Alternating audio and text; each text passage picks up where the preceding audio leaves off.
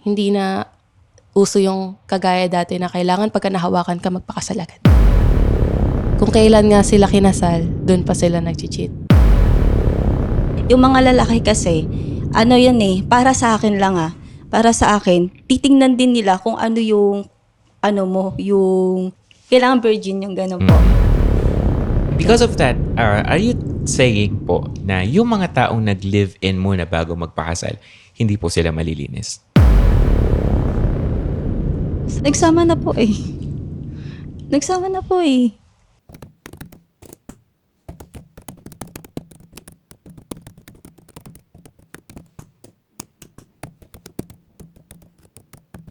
Maligayang pagsubaybay po sa ating second episode kung saan pag-uusapan natin kung mas makakabuti ba sa mga taong nagmamahalan kung sila ay magpapakasal o mas mainam ba na magsama na lang ng walang kasal. Kasama natin ngayon ang dalawang mga panauhin na may magkasalungat na opinyon tungkol dito. Ang una kong ipapakilala ay isang former freelance talent sa GMA and ABS-CBN, isang event singer and dancer, at naniniwala sa kahalagahan ng kasal. Ladies and gentlemen, Miss Vanessa Latina. Hello po. Alright, ang susunod ko namang ipapakilala ay isa ring freelance model and isang talent. At hindi siya naniniwala na kailangan pang ikasal ang dalawang tao para lang mapagtibay ang kanilang pagmamahalan. Let's give it up for Miss Princess Santos. Hi. Okay, maraming salamat at hindi na natin patatagalin. Alam naman na ng mga viewers kung ano yung format ng ating show. So, simulan na natin ang ating discussion. Ako nga po pala si Armando Bibay at ito ang Unbiased. Simulan na natin ang ating discussion. So, Miss Van, the floor is yours. Okay. Since sa akin yung marriage, for me, marriage kasi is napaka-importante for me. Hindi lang para sa akin, kundi sa mga kababaihan din. So, yun ang para sa akin. Marriage talaga. So, bakit po mahalaga para sa inyo marriage? Mahalaga siya sa akin kasi hindi kasi mas maganda kasi yung yung ano pa rin tayo sa traditional noon na kailangan bago tayo pumasok sa ganong mga sexualidad or makipag-live-in, kailangan is talagang may harap ka ng buo at saka talagang malinis ka. Yung parang ganun. At saka mas maganda kasi talaga siya. Lalo na biblically says talaga siya. So, mas maano po talaga sa akin yung marriage. So, yun po ang yung round one. So, timer stops. Miss Princess, you have 2 minutes to ask questions. Are you married? No? You have partner. Yes? Pero hindi kayo kasal, pero may partner ka. Yes? Do you know anything? Alam ka bang ibang reason bakit hindi pa rin kayo nagpapakasal ngayon? Sa ngayon kasi parang pinaghahandaan muna namin yung pagpapakasal. So, pinaplano pa namin. And syempre, for me kasi, I'm religious woman nga naman kasi. So, iniintay pa namin kung ano pa yung So, you're planning to get married pa rin? Yes. Okay. Okay, so yun lang yung questions. Ma? Yes po. Okay, with all that, it's your turn. 3 minutes for you. For me po kasi is mas okay sa akin na mag-live-in muna since dito po kasi sa Pilipinas, 'di ba? We all know naman po na walang divorce and meron po anal, kaso mahal and napakatagal na proseso. So, kung magli-live-in po muna kayo, parang mas bibigyan niyo po ng opportunity niyo yung isa't isa na makilala po muna yung bawat isa bago kayo magpakasal. That's why mas pinapaboran ko po na mag-live-in muna before mag-married para mabigyan nyo rin ng chance yung isa't isa. Para kung hindi nyo po talaga gusto yung isa't isa, malaman nyo po before po kayo magpakasal. Kasi syempre, ang married po is, ang kasal po is hindi siya maliit na bagay. Napakalaking bagay po niya sa atin. Kumbaga, pagka kinasal na po kasi kayo, part na po kayo ng life niya. Kumbaga, lahat, devoted ka na dapat sa kanya, committed ka na sa kanya, and all. Pwedeng hindi mo na ma-enjoy yung buhay mo. For Hindi mo me, na ma-enjoy yung buhay that's mo. why, mas pabor po ako sa live-in muna before marriage. Okay, so that's for your round one. Yes. Miss Van, you have 2 minutes to ask questions. Meron ka rin bang partner ngayon sa kasalukuyan? Yes. Nagsasama rin ba kayo? Before, I have live-in partner. Pero yung ngayon, bago lang kasi. Okay. Yan lang. Okay, so let's proceed to our round 2. So I'll be giving you 3 minutes for a rebuttal. Ayun, katulad ng sinabi ko tungkol dun sa marriage nga. Meron akong partner. Di pa kami nagsasama. And pinaplano pa namin lahat. Para din sa akin, yung pagiging ng marriage, hindi lang din to sa pagpasok sa, tulad ng sabi mo, isang malaking pag once na kinasal ka, kailangan hindi ka na talaga lalabas dun to the point na ayaw mo na talaga. Mas okay naman. Pero, ako kasi, as a religious woman, meron kasi kaming binabatehan doon sa aral na yun na kailangan talaga. Yun yung susundin. And mas maganda kasi na mas okay yung sundin natin yung traditional dati na kailangan magpakasal muna tayo bago tayo makipagsama. Para naman kasi, papasok kasi din yung respeto as a human. So, rerespetuhin ka ng partner mo, hindi ganun kababa yung tingin nila sa atin. Yun yung para sa akin. Okay, timer stops. 2 minutes for you. Sabi mo nga na sa paano ko ba sabihin, tatanong to, na yung respeto. Pwede kasing sa umpisa lang yung respeto. Paano mo nasabi na hanggang saan yung respeto nila? Yung sa respeto na yun, hindi lang naman kasi na sasabihin mo respeto na about sa pananamit. Papasok din sa ugali.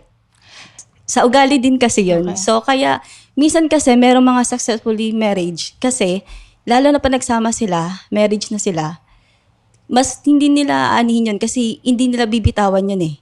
Kasi una nangako sila sa Diyos. At saka pangalawa, nandun na yung pinakarespeto nila. Kasi, alam ng lalaki na okay, eto babaeng to, hindi to basta-basta.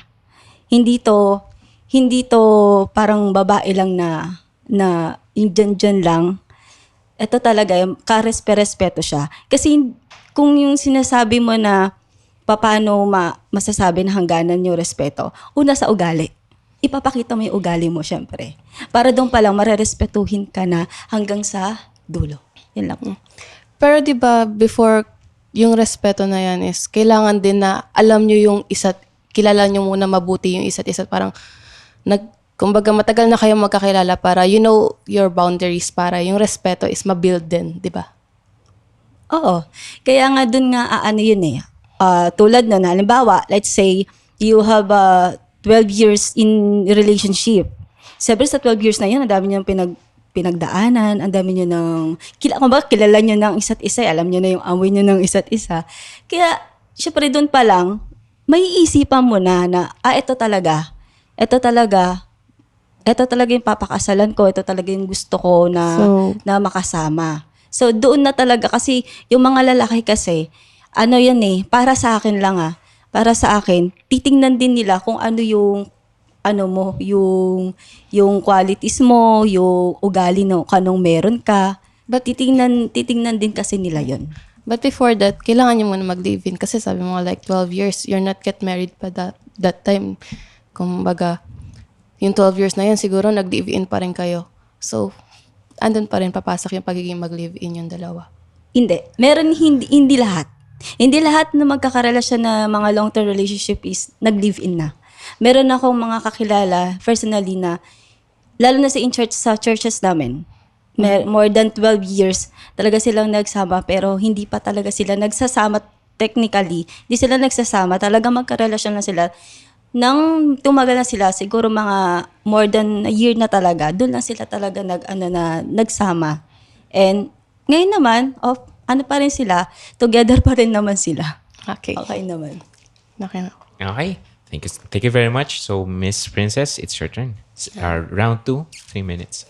For me kasi, we're in a modern, time. Kumbaga, yung marriage, yung tradition na kagaya ng before na kailangan kasal muna bago magsama and bawal muna kumbaga, yung, you know, I don't, ayokong big kasi na ano, basta kumbaga yung, if, pagka magme-make love sila, kailangan kasal muna. Pero ngayon po kasi nasa, ano na tayo, kumbaga nasa modern time na, parang, normal na lang din na ano yun kasi mas maganda nga, like what I said, na mas maganda na magka-live-in muna kayo for how many years para makilala nyo yung isa't isa. And kagaya niyan, halimbawa, may mga, kasi ako, I've been na, yung mama at papa ko, they're not yet married pa rin po hanggang ngayon. And 7 kami magkakapatid. Hindi sila okay. Pero nagsasama lang sila dahil may anak sila. So yun yung sinasabi ko. Paano kung nagpakasal sila? Tapos yung, syempre, pagka nagpakasal ka, lahat yun, even sa gamit, magkakaroon siya ng karapatan sa'yo. Kung hindi kayo kasal, wala siyang mapapala sa'yo. Kumbaga, kung di kayo okay, yung part mo, sa'yo lang, mawawalan siya ng karapatan doon. Yun yung parang, yun yung freedom mo sa sarili mo na magagawa mo na bibigyan mo yung sarili mo ng kalayaan. Though hindi ka makalaya sa kanya bilang partner mo, pero sa mga personal na may kalayaan ka. Like yung sa mama ko, ganun. Kaya para sa akin, mas maganda na mag-live-in na lang muna para mas mabigyan mo yung sarili mo ng time para mag-decide and para mas makilala yung tao. Though matagal kayong magsama, makikita mo kasi yan kasi kahit gaano katagal kayong magsama, merong mga temptation sa paligid. Pwedeng si guy ma-attract sa iba, pwedeng ikaw mismo ma-attract ka sa iba. Kung kasal kayo, mawawalan kayo ng opportunity na gawin yung mga bagay na gusto nyo. Kumbaga, wala na kayong kalayaan. That's why mas prepare ko talaga na mag-live-in na lang hanggang sa kung okay na, tsaka na lang magpakasal. Kasi hindi mo naman masasabi agad na ganito yung ugali nito kung hindi kayo magkasama sa isang bahay. Sabihin na natin na 12 years kayo magkasama, mag-girlfriend, boyfriend, pero magkasama ba kayo sa bahay? Nakikita mo ba kung ano yung ginagawa niya, kung paano siya sa loob ng bahay? Siyempre hindi, kasi mag-boyfriend, girlfriend lang kayo. Kumbaga kung ano lang pinapakita niya sa labas, yun lang yung meron siya. Na yun lang yung nakikita mo sa kanya, hindi yung nasa loob. That's it. Miss Van, you have 2 minutes for cross-examination. I stand for marriage pa rin talaga. Kasi, tulad ng sinasabi mo, di ba, na hindi mo makikilala yung isang tao kapag hindi kayo nagsasama. Excuse me, Miss Van. Ang role niyo po dito sa portion na to is just to ask questions. Ay, ask question na. Sorry. Hi lang. Bakit sa tingin mo sa ngayon, sa henerasyon ngayon, bakit mas pinapaboran pa rin ng karamihan yung live-in muna bago ang marriage? Kasi parang mas open na ngayon eh. Even mga bata ngayon, mga kabataan, 16, 17, nagsasama na sila eh. Kumbaga, parang for me, hindi na uso yung kagaya dati na kailangan pagka nahawakan ka, magpakasal agad. Okay. Okay, so yun lang yung question mo. Yes. Okay po. Now it's your turn. For your final round, I'll be giving you your last 3 minutes. Ayun, sa marriage pa rin po. Stand pa rin ako dun. So, hindi talaga ako sa live-in muna bago Sa akin kasi, tulad ko, religious woman po talaga ako. Talagang nasa aral po namin talaga na kailangan po talaga bilang isang babae, lalo na pag ikaw may takot ka sa Diyos, hindi mo gagawin isang bagay na alam mo na hindi karapat-dapat sa harapan niya.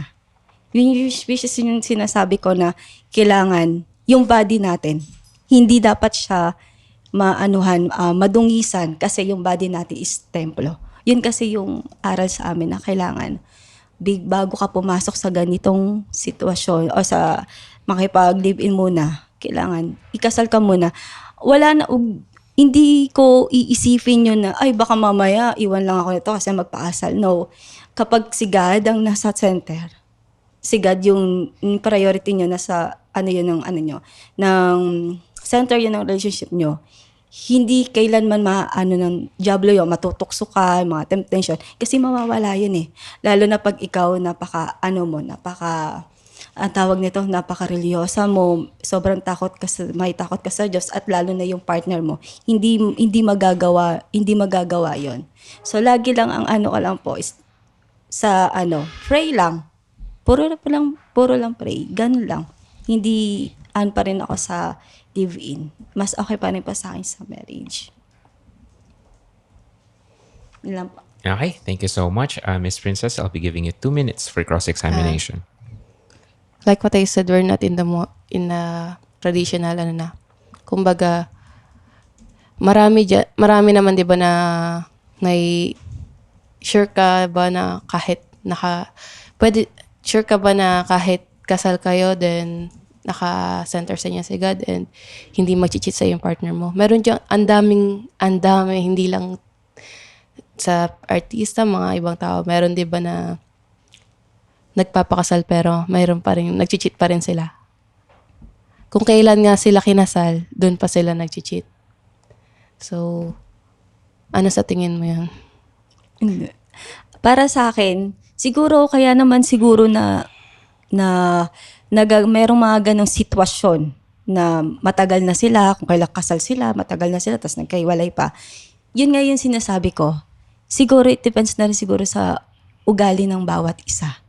Siguro nung una medyo yung guy o yung girl, pero kilaunan siguro nung lumabas na yung ugali, 'di ba? Yun na yung pinaka doon.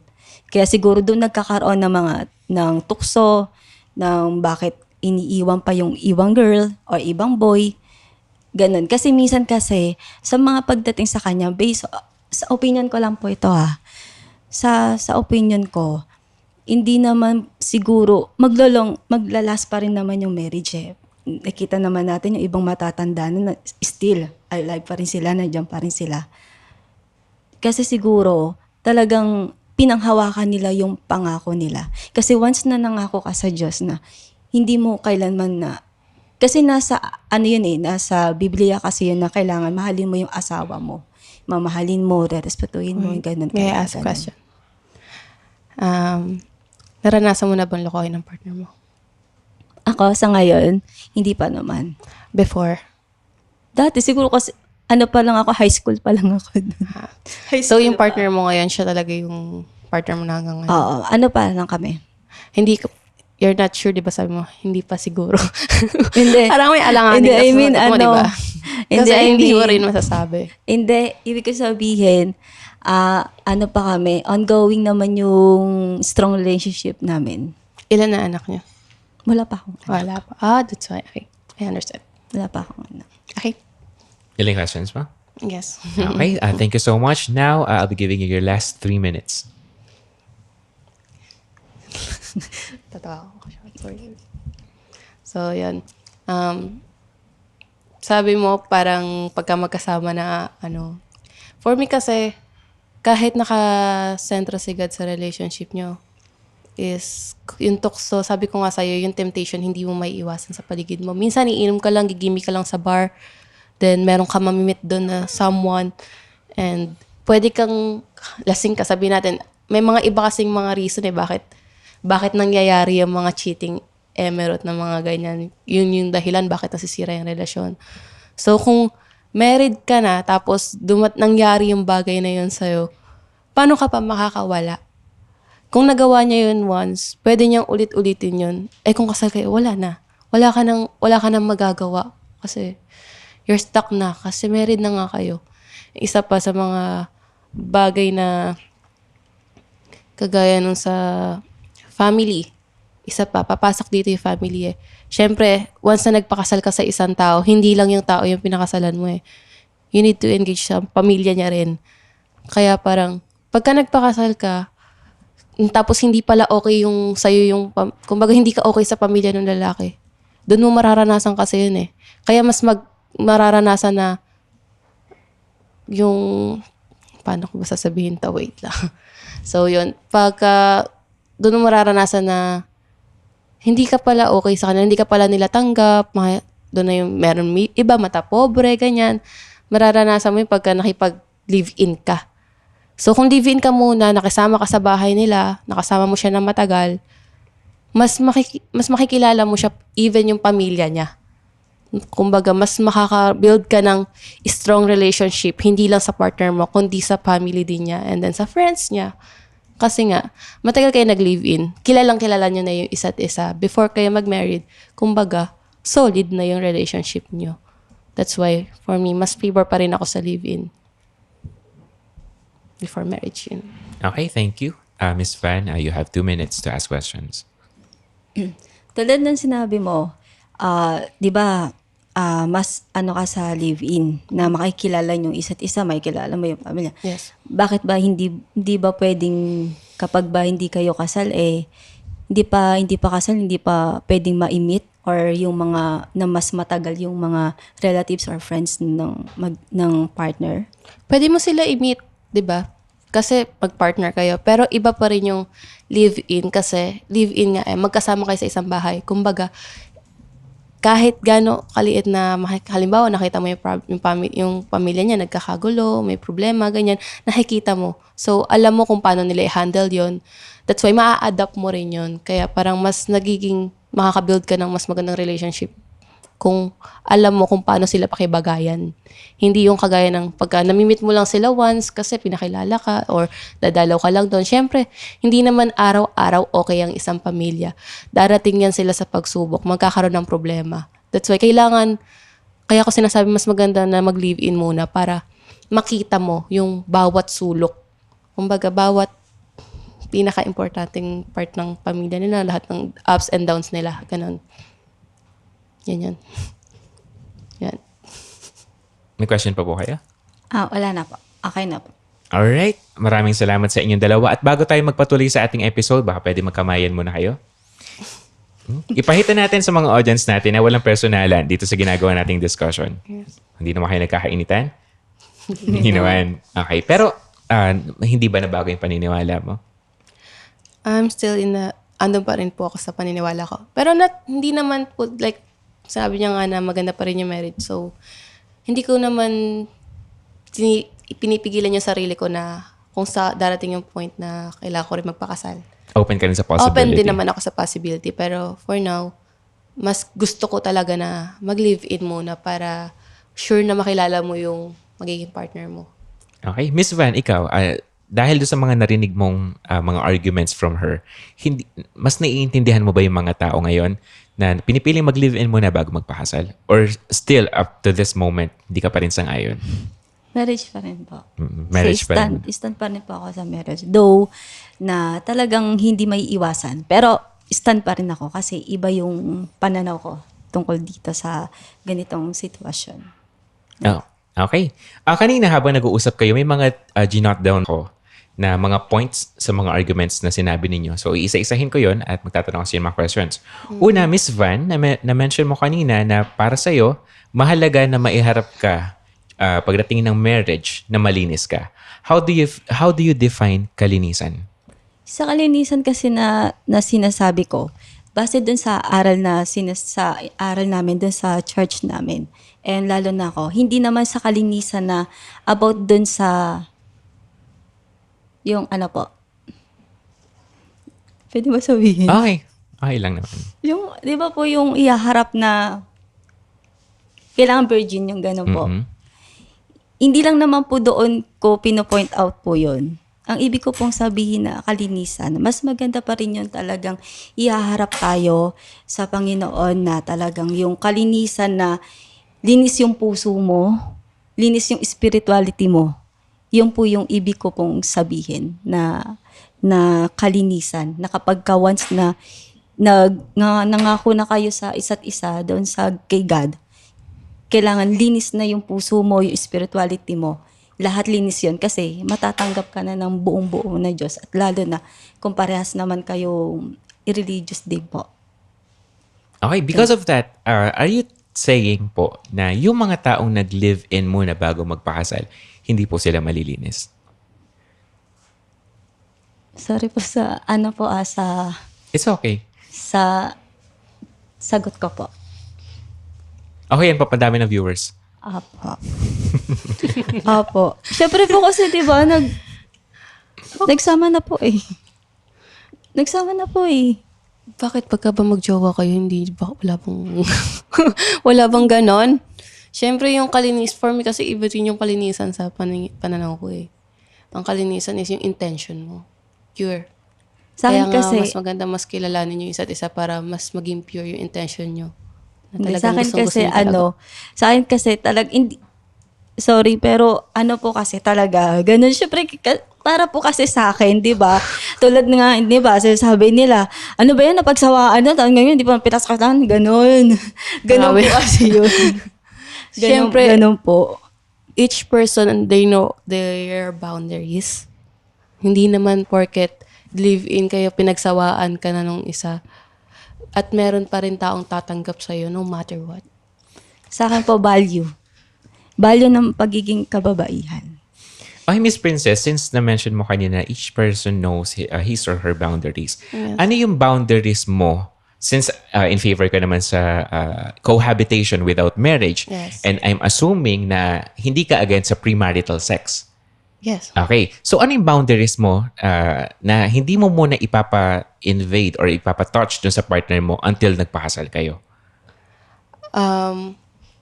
Dun sa part na yun, wala akong boundaries. Pero pagka yung may part na talaga yung like, for me kasi yung foul na yung ginagawa sa sex. Parang kasi yung normal na is iba naman eh. Kumbaga, yung love making kasi iba sa sex na parang gusto lang gawin just for fun.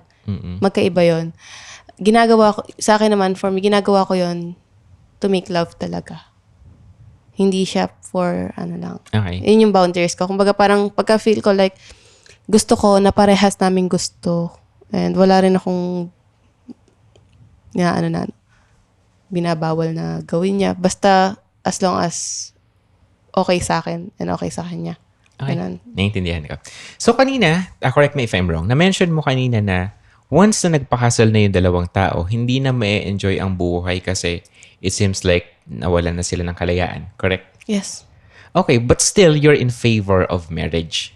Yes Tama. po. Pagka, So, does that mean na papayag kang hindi maging malaya after being in a live-in situation? Living-in situation? yes, for me po, pagka nag-live-in na, yes po. Kasi once na nagpag-live-in ka, yung live-in po kasi is another word lang naman po siya for trial marriage. Okay. Di ba po, pagka nag-live-in kayo, para na rin po kayo talaga mag-asawa. Ang kaibahan lang po, wala po kayong pinangahawakan na papel and wala kayong basbas ni God. Pero nagsasama na po kayo, so kailangan po talaga, once na nag-live-in kayo, committed ka na rin po sa tao. Kaya nga po sabi ko, kailangan mag-live-in muna para makilala niyo isa't isa. Kung ano yung mga ginagawa niya. Halimbawa po, nag-live-in kayo, pero feeling niya malaya pa rin siya, feeling niya single pa rin siya.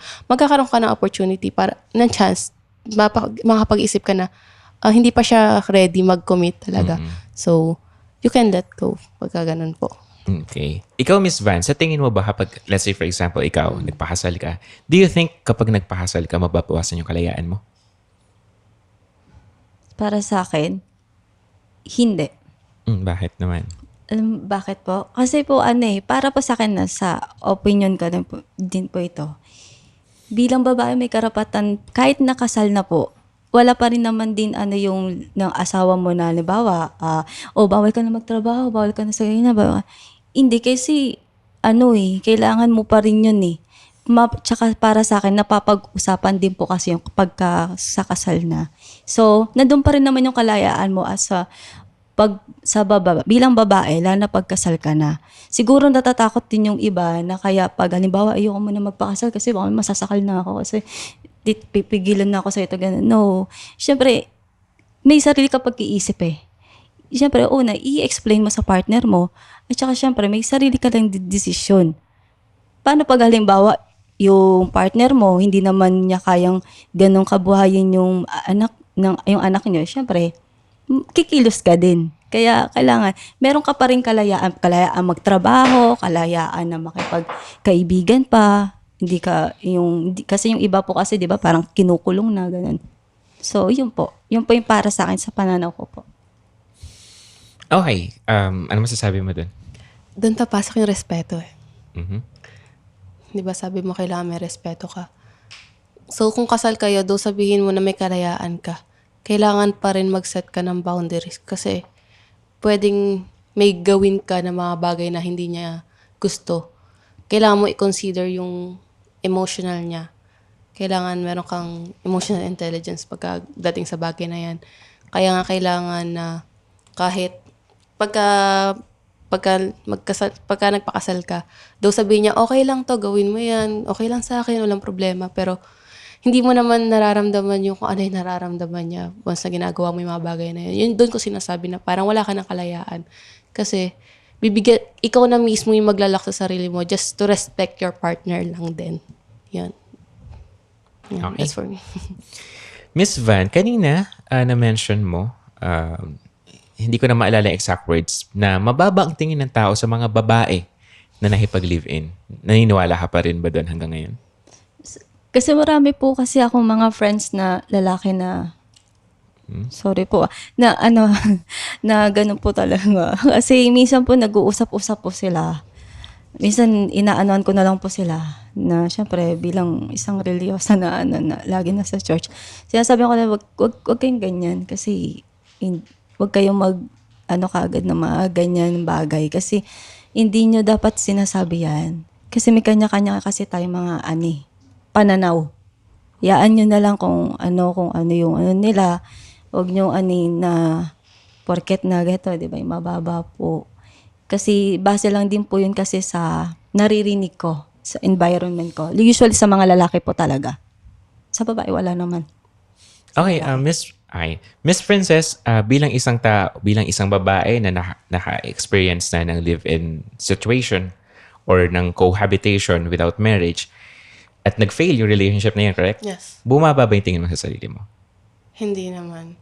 Kumbaga parang nag-ano lang ako na na-realize ko lang na doon ko mas na-realize na kailangan talaga magsama muna kayo kasi hindi nyo masasabi kung hanggang saan kayo yung tiwala nyo sa isa't isa, kung hanggang kailan din siya magiging faithful sa'yo. Okay. So despite that failed relationship, hindi mo pinagsisisihan na nag-live-in kayo? Yes po, kasi yung memories and then may mga magagandang bagay din naman na nagawa na habang magkasama kayo. Like? Kaya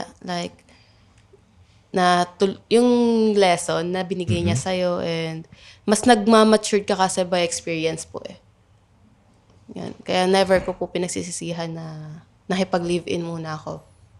Okay, kanina na-mention mo na may mga bagay na hindi ka madidiscover until mag-live-in kayo. Yes. Can you name at least 3 na dapat mong madiscover muna bago kayo magpakasal?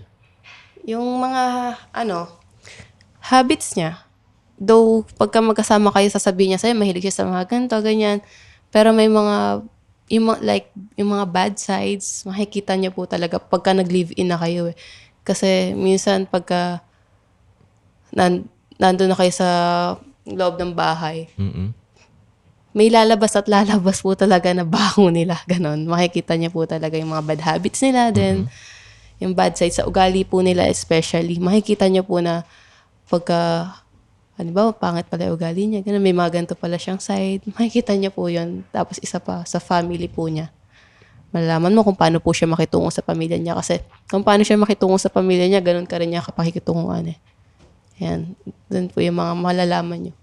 Okay, Miss Van, yung mga bagay na minention ni Miss Princess, do you think hindi mo yun madidiscover kung hindi ka makikipag-live-in? Or do you think magagawa naman ng paraan nang hindi mo naman kailangan makipag-cohabit? Kahit naman po hindi pa po nagpapakasal, malalaman pa rin naman po yun. Yung mga gano'n na habit. Lalo na sa ugali, yung tulad ng sinasabi mo na kung kailan, pakasal doon pa lang nalaman yung mga masasamang ugali. Malalaman mo pa rin yan. Para sa akin, malalaman mo pa rin.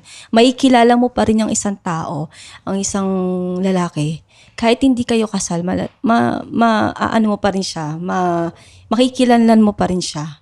Kasi doon papasok yung pag naghintay, doon mo malalaman talaga na mahal ka. In God's timing. Okay.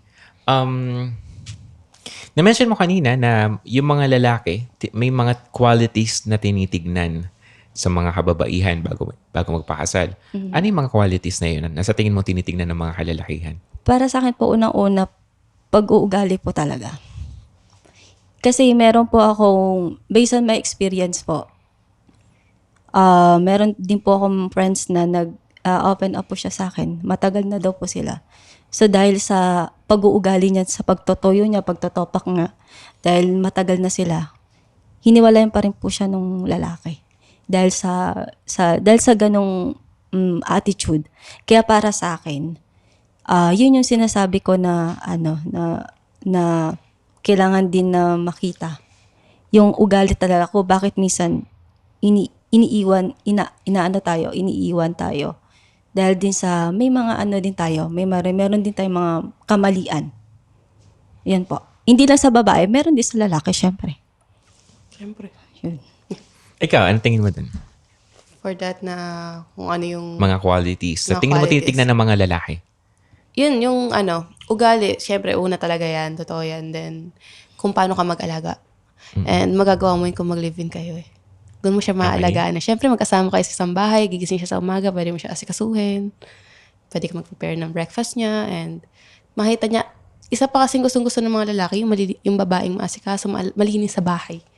Siyempre, kung hindi naman kayo magka-live-in, hindi niya makikita yun eh. So, pagka mag-live-in kayo, may ipapakita mo sa kanya kung paano mo siya asikasuhin. And, kumbaga, makikita niya na wife material ka once nag-live-in kayo. Doon niya marirealize, baka kasalan ko to, mga ganon.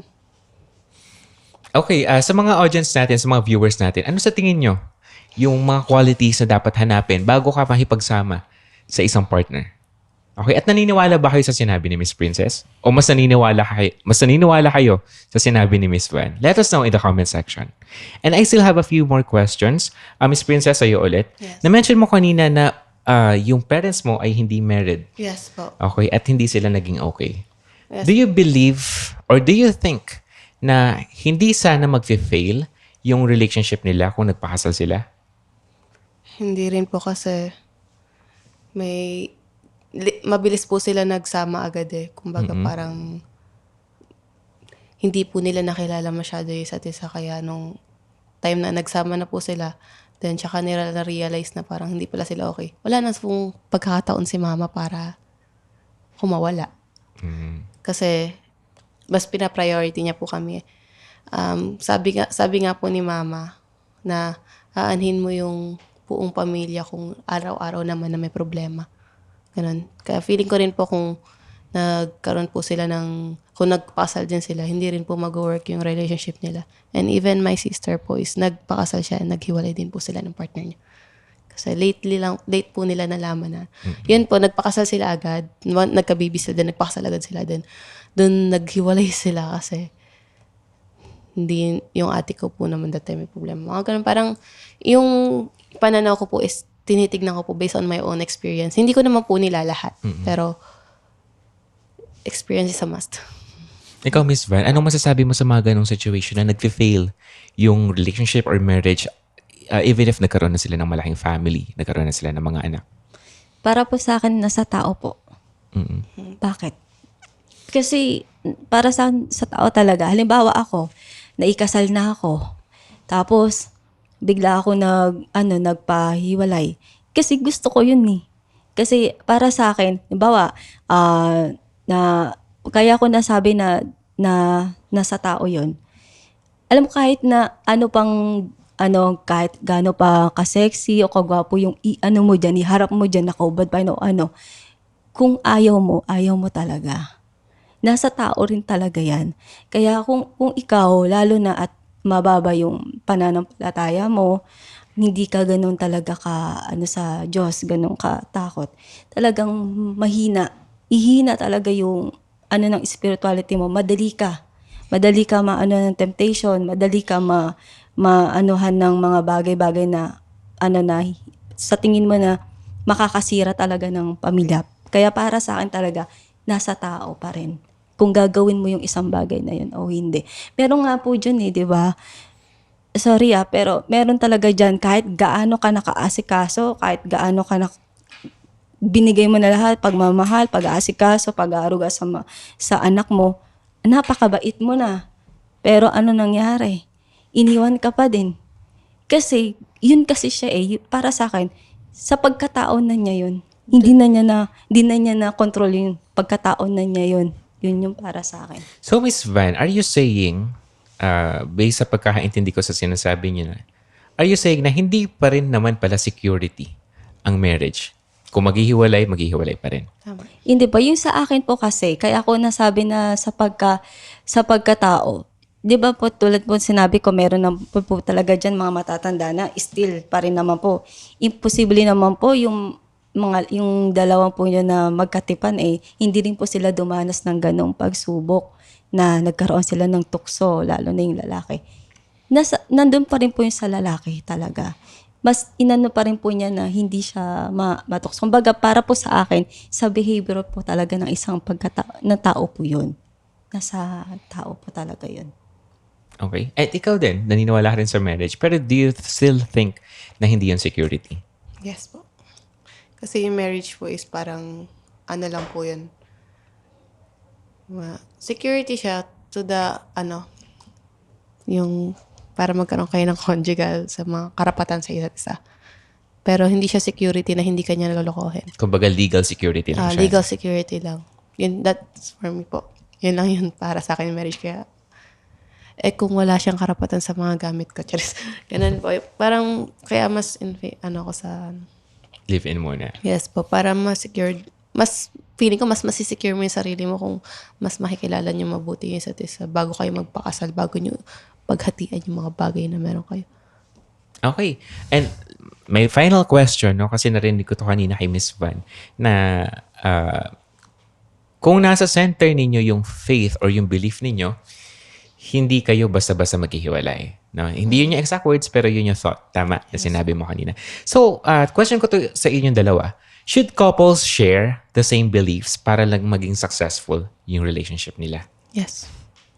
Ay, gusto mo ipaliwanag? Opo, kasi kung parehas kayo na God-centered and isa lang yung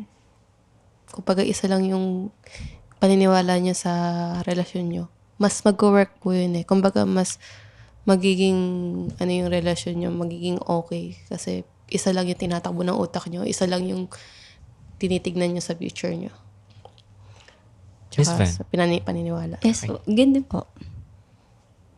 Okay. Maraming salamat sa inyo at I think naubos na rin yung oras natin. Sa mga viewers natin, ano sa tingin nyo? Anong opinion nyo dun sa mga statements na binitawan ng ating mga audience, ng ating mga guests? Naniniwala ba kayo na kailangan munang mag-live-in bago magpakasal o mas makakabuti ba na magpakasal na lang kaagad para mas maging matatag ang relationship ng mga taong nagmamahalan? Yan po ang ating second episode. Once again, my name is Arman at ito po ang Unbiased.